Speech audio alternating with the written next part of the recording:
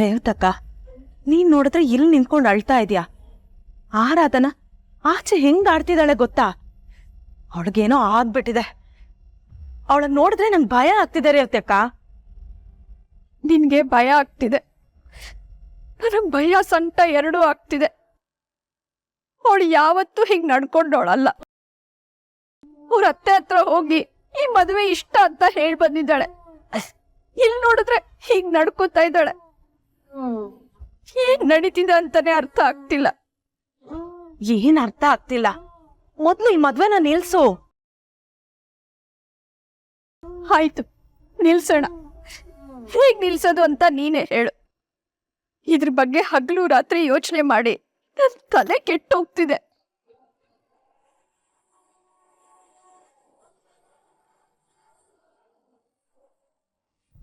ಇಲ್ಲೆಲ್ಲೋ ಇಟ್ಟಿದ್ದೆ, ಹೇಗ್ ಮಿಸ್ ಆಯ್ತು?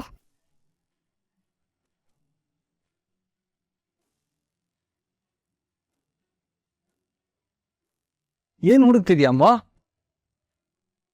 Pen drive Sandy. ನೆನ್ನೆ ಮೂರ್ತಿ ಅಂಕಲ್ ಎವಿಡೆನ್ಸ್ ಇದೆ ಅಂತ ಗಂಟು ಬಿದ್ದಿದ್ರಲ್ಲ, ಆ ಒಂದೇ ಪೆನ್ ಡ್ರೈವ್ ಮಿಸ್ ಆಗಿದೆ.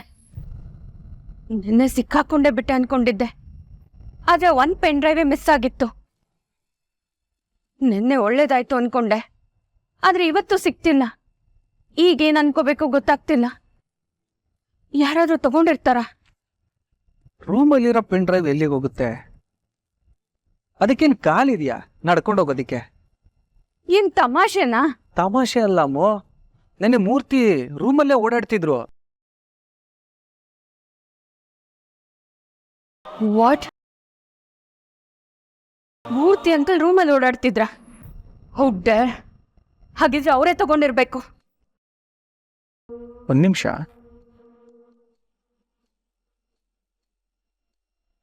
ಇದೇನಾ ಪೆನ್ ಡ್ರೈವ್?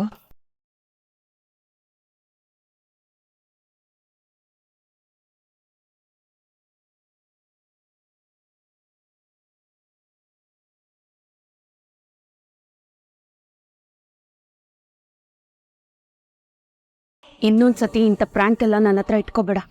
ಏನು ಚಮಕ್ ಕೊಟ್ಟು ತಮಾಷೆ ನೋಡ್ತಿದ್ಯಾ? What is this Ammu? ನಿಂತಿನ ಸೇವ್ ಮಾಡಿದೆ, ಪೆನ್ ಡ್ರೈವ್ನ ಸೇವ್ ಮಾಡಿದೆ. ಸೇವ್ ಮಾಡಿದಕ್ಕೆ ಏಡ್ ತಿಂತಿರೋದು ಇದೇ ಫಸ್ಟ್ ಟೈಮ್ ನಾನು. ಮೊದ್ಲೇ ಹೇಳ್ಬೋದಿತ್ತಲ್ಲ. ಸುಮ್ಮನೆ ಅನ್ನೆಸೆಸರಿಯಾಗಿ ಟೆನ್ಷನ್ ಆದೆ. ಪ್ಲೀಸ್, ಸೀರಿಯಸ್ ವಿಷಯದಲ್ಲಿ ನನಗೆ ಈ ಥರ ತಮಾಷೆ ಮಾಡೋದು ಚೂರು ಇಷ್ಟ ಆಗಲ್ಲ. ನಾವು ಹಗ್ಗದ ಮೇಲಲ್ಲ, ದಾರದ ಮೇಲೆ ನಡೀತಿದ್ದೀವಿ. ಈಗ್ಲೂ ಆಗ್ಲೂ ಹರಿದೋಗತ್ತೆ ಅನ್ನೋ ಥರ ನನಗನ್ನಿಸ್ತಿರತ್ತೆ. ಅದರ ಮಧ್ಯೆ ನೀನ್ ಬೇರೆ ಬ್ಲೇಡ್ ತಗೊಂಡು ದಾರ ಕಟ್ ಮಾಡ್ಬಿಡ್ತೀನಿ ಅಂದ್ರೆ ಹೇಗಿರುತ್ತೆ ಹೇಳು? Cool down ಅಮ್ಮೋ. ಮೂರ್ತಿ ಮೇಲೆ ನನಗೆ ಯಾವಾಗ್ಲೂ ಡೌಟ್ ಇತ್ತು. ಅದಕ್ಕೆ ಈ ಪೆನ್ ಡ್ರೈವ್ನ ಸೇಫ್ ಆಗಿ ಎತ್ತಿಟ್ಟೆ. ಅದು ಇವಾಗ ಹೆಲ್ಪ್ಗೆ ಬಂತು.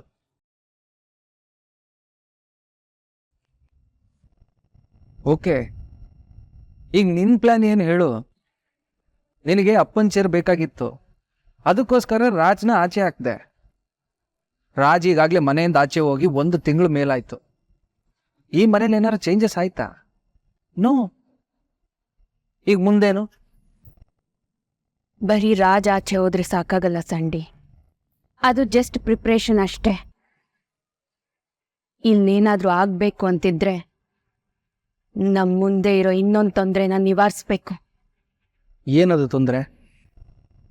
ನೀನ್ ಬೇರೆ ಸಾಲದಕ್ಕೆ ಆ ಮಾಣಿಕ್ಯನ್ ಬಿಟ್ಟು ರಾಜ್ನ ಹುಡುಕಿಸ್ತಿದ್ಯಾ. ಲಿಂಕ್ ಅರ್ಥ ಮಾಡ್ಕೋ ಸ್ಯಾಂಡಿ. ರಾಜ್ ಮತ್ತೆ ಮೂರ್ತಿ ಅಂಕಲ್ ಕನೆಕ್ಟೆಡ್ ಇದ್ದಾರೆ. ಮೂರ್ತಿ ಅಂಕಲ್ ಮತ್ತೆ ಡ್ಯಾಡ್ ಕನೆಕ್ಟೆಡ್ ಇದ್ದಾರೆ. ಡ್ಯಾಡ್ ಮೂರ್ತಿ ಅಂಕಲ್ ಮಾತು ಕೇಳ್ತಾರೆ. ಸೊ ರಾಜ್ನ ಈ ಮನೆಯಿಂದ ಪರ್ಮನೆಂಟ್ ಆಗಿ ಆಚೆ ಹಾಕ್ಬೇಕು ಅಂದ್ರೆ ಅವನ್ ನನಗ್ ಸಿಗ್ಬೇಕು. ಜೊತೆಗೆ ಮೂರ್ತಿ ಅಂಕಲ್ನ ಎಲಿಮಿನೇಟ್ ಮಾಡ್ಬೇಕು. ಆಗ ಈ ಇಡೀ ಸಾಮ್ರಾಜ್ಯ ನಂದು.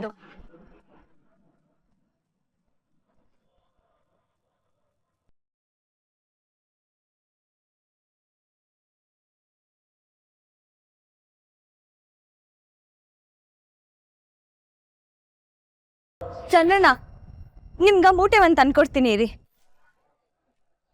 ಅಮ್ಮ, ಆರಾಧನವ್ರೆ, ಯಾಕ್ರಿ ಇಷ್ಟೊಂದು ಅರ್ಜೆಂಟು? ಅರ್ಜೆಂಟ್ ಏನಿಲ್ಲ, ಇದೆಲ್ಲ ಬೇಗ ಮುಗ್ದು ಹೋಗ್ಲಿ ಅಂತ ಅಷ್ಟೇ. ಸರಿ ಆಯ್ತು, ಸ್ವಲ್ಪ ನೋಡ್ಕೊಂಡು ಓಡಾಡಿ. ನಾನು ಎಷ್ಟೇ ನೋಡ್ಕೊಂಡು ಓಡಾಡಿದ್ರು ತಳ್ಳೋ ಜನ ಇರುವಾಗ ಕೆಳಗಡೆ ಬೀಳೋದಿನ ಯಾರಿಂದನೂ ತಪ್ಸೋಕ್ಕಾಗಲ್ಲ. ಏನ್ ಮಾಡೋದು, ಬಿದ್ರು ಎದ್ದು ಓಡಾಡ್ಬೇಕು, ಅದೇ ಅಲ್ವಾ ಜೀವನ. ನೋಡಿ, ನೀವು ಮದ್ವೆ ಮಾಡಿಸ್ತಿರೋದಕ್ಕೆ ದುಡ್ಡಿನ ಜೊತೆಗೆ ಈ ತರ ಬಿಟ್ಟಿ ಫಿಲಾಸಫಿನೂ ಸಿಕ್ತಿರುತ್ತೆ. ಅದೇ ತಗೊಂಡ್ರೆ ಇದು ಫ್ರೀ. ರಾಜಲಕ್ಷ್ಮಿ, ನೀನೇನು ಬೇಜಾರಾಗ್ಬೇಡಪ್ಪ. ನನ್ನ ಮಗಳಿಗೆ ಅಹಂಕಾರ. ನಾನೇನೋ ನನ್ನ ಮಗಳು ಅಂತ ಇಷ್ಟು ದಿನ ಸಹಿಸ್ಕೊಂಡು ಬಂದಿದ್ದೀನಿ. ಪ್ರೀತಿಯಿಂದ ನನ್ನ ಕರ್ತವ್ಯ ನಾನು ಮಾಡ್ತಾ ಇದ್ದೀನಿ. ಮದುವೆಗೋಸ್ಕರ ಇಷ್ಟೆಲ್ಲ ಖರ್ಚು ಮಾಡ್ತಾ ಇದ್ದೀನಿ. ಯಾರಿಗೆ ಕೃತಜ್ಞತೆ ಇಲ್ಲದೆ ಇದ್ರು ಅಪ್ಪ ಅನ್ನಿಸ್ಕೊಂಡು ನಾನು ಕೆಲಸ ಮಾಡಬೇಕಲ್ಲ ರಾಜಲಕ್ಷ್ಮಿ.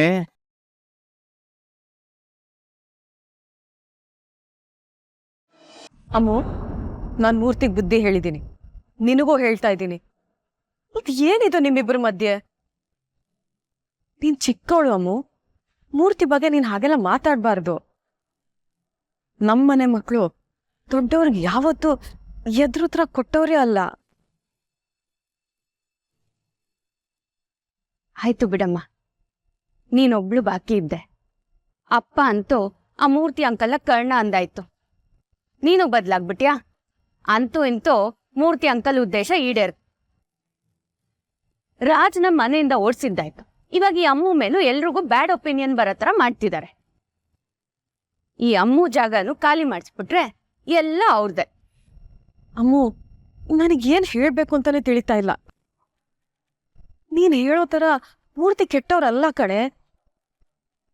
ಆದ್ರೆ ರಾಜ್ ವಿಷಯದಲ್ಲಿ ಮೂರ್ತಿ ಯಾಕೆ ಇಷ್ಟಾಟ ಮಾಡ್ತಾ ಇದ್ದಾರೋ ನನಗೆ ಗೊತ್ತಾಗ್ತಾ ಇಲ್ಲ. ಸದ್ಯ ರಾಜ್ ವಿಷಯದಲ್ಲಾದ್ರೂ ಒಪ್ಕೊಂಡಿಯಲ್ಲ, ಅದೇ ನನ್ನ ಪುಣ್ಯ. ನನ್ನ ವಿಷಯದಲ್ಲೂ ಒಂದಲ್ಲ ಒಂದಿನ ಈ ಮೂರ್ತಿ ಅಂಕಲ್ ಏನ್ ಮಾಡ್ತಿದ್ದಾರೆ ಅಂತ ನಿನಗೆ ಗೊತ್ತಾಗತ್ತೆ.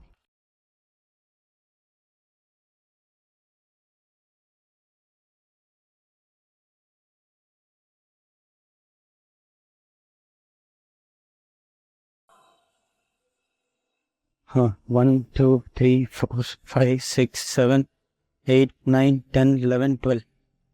12 ಸಾಕಾಗತ್ತಾ? ಅಥವಾ ಇನ್ನೊಂದು ಬಾಕ್ಸ್ ತಗೊಬಿಡ್ಲಾ? ಬೇಡ, ಇವ್ರು ಕೊಟ್ಟಿರೋ ಬಜೆಟಲ್ಲಿ ಇದು ತೊಗೊಂಡ್ರದೇ ಜಾಸ್ತಿ. ಇದರಲ್ಲೇ ಅಡ್ಜಸ್ಟ್ ಮಾಡ್ಕೊಳ್ಳಿ.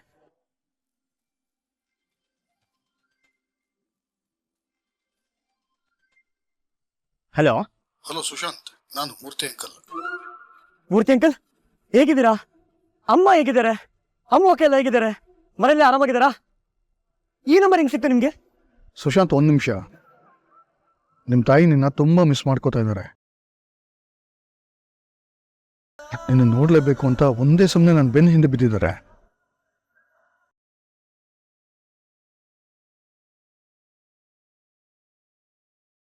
ಆದರೆ ನಿನಗೆ ಗೊತ್ತಲ್ಲ, ಸೇಫ್ಟಿ ಇಶ್ಯೂಸ್. ಹಾಗಾಗಿ ನಿನ್ನ ಮೀಟ್ ಮಾಡೋದು ಬೇಡ ಅಂತ ಅಂದಿದ್ದೀನಿ. ಆದರೆ ಅಟ್ಲೀಸ್ಟ್ ಫೋನಲ್ಲಿ ಮಾತಾಡಿದ್ರೆ ಆದರೂ ಅವ್ರಿಗೆ ಸಮಾಧಾನ ಆಗ್ಬೋದು ಅಂತ.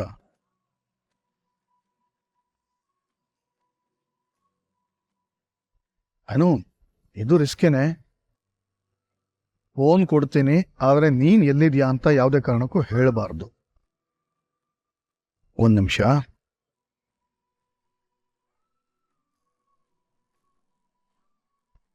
ನಾನೇನಾದ್ರೂ ಹೇಳಿದ್ರೆ ಈ ಅಮ್ಮು ಯಾವಾಗ್ಲೂ ಮೂರ್ತಿ ಅಂಕಲ್ ವಿರುದ್ಧ ಕಂಪ್ಲೇಂಟ್ ಮಾಡ್ತಾನೆ ಇರ್ತಾಳೆ ಅನ್ಸುತ್ತೆ. ಆದ್ರೆ ನೀನೇ ಒಂದ್ಸಲ ಯೋಚನೆ ಮಾಡು. ರಾಜ್ನ ಎಲ್ರಿಂದನೂ ದೂರ ಮಾಡಾಯ್ತು, ಈಗ ನನ್ನ ವಿಷಯದಲ್ಲೂ ಅದನ್ನೇ ಮಾಡ್ತಿದ್ದಾರೆ. ರಾಜ್ನ ನೋಡಿ ಇಷ್ಟು ದಿನ ಆಯ್ತಮ್ಮ, ಅವ್ನು ನನ್ನಿಂದ ಪರ್ಮನೆಂಟ್ ಆಗಿ ದೂರ ಆಗ್ಬಿಟ್ಟಿದ್ದಾನೆ ಅನ್ನಿಸ್ತದೆ. Sorry I said this. ಅದಕ್ಕೆ ನಿಮ್ಮ ಮಗ ಲೈನಲ್ಲಿದ್ದಾನೆ.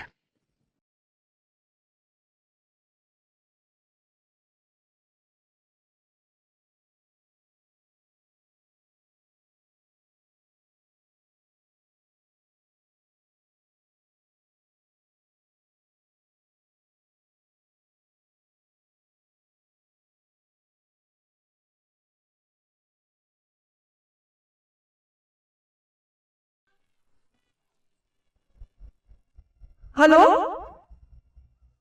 ರಾಜ್,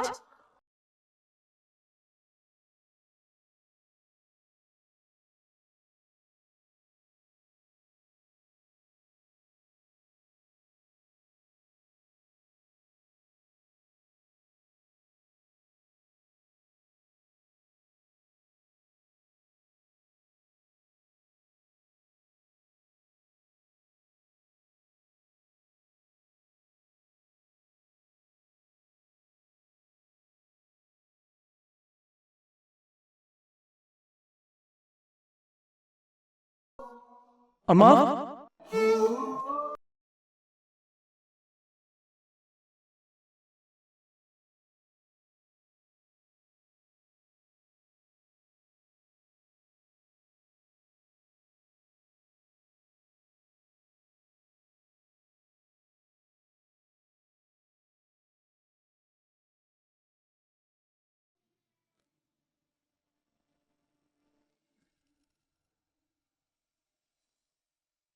ನಾನು ತುಂಬಾ ಯೋಚನೆ ಮಾಡ್ದೆ ರೇವತಕ್ಕ. ಬೇರೆ ದಾರಿನೇ ಇಲ್ಲ.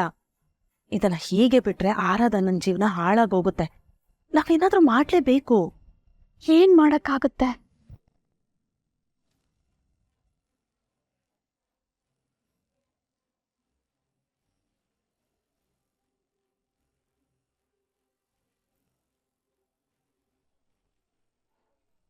ನಾನು ಹೇಳೋದು ಹೇಳ್ತೀನಿ, ಆದ್ರೆ ಅವಳು ಕೇಳ್ತಾಳೋ ಇಲ್ವೋ ಗೊತ್ತಿಲ್ಲ. ಸರಿ, ನೀನ್ ಹೇಳ್ದಂಗೆ ಆಗ್ಲಿ.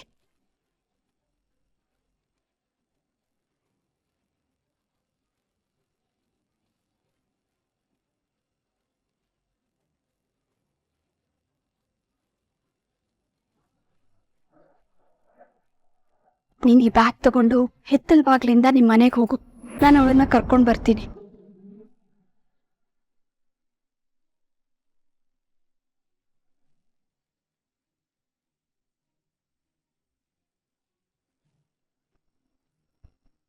ಆರಾಧ್ನಾ, ಸ್ವಲ್ಪ ಆಚೆ ಹೋಗ್ಬೇಕು ಬಾ. ಎಲ್ಲಿಗಮ್ಮ? ಎಲ್ಲ ಟೈಮಲ್ಲೂ ಎಲ್ಲಿಗೆ ಯಾಕೆ ಅಂತ ಕೇಳ್ಬೇಡ, ಬಾ. ಏ ಹೋಗಮ್ಮ, ನಾನು ಎಲ್ಲಿಗೂ ಬರಲ್ಲ. ಸುಮ್ನೆ ಬಾ. ಅಮ್ಮ,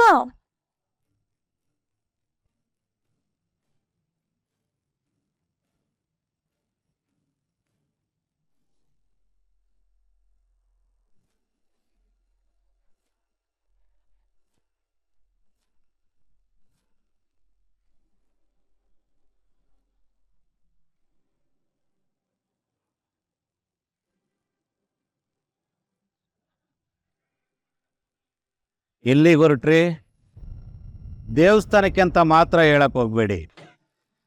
ಈ ಥರ ಪದೇ ಪದೇ ದೇವಸ್ಥಾನಕ್ಕೆ ಹೋಗೋದು ನೋಡಿದ್ರೆ ಕೃಷ್ಣ ರುಕ್ಮಿಣಿ ಕಲ್ಯಾಣ ನೆನಪಾಗುತ್ತೆ ನನಗೆ.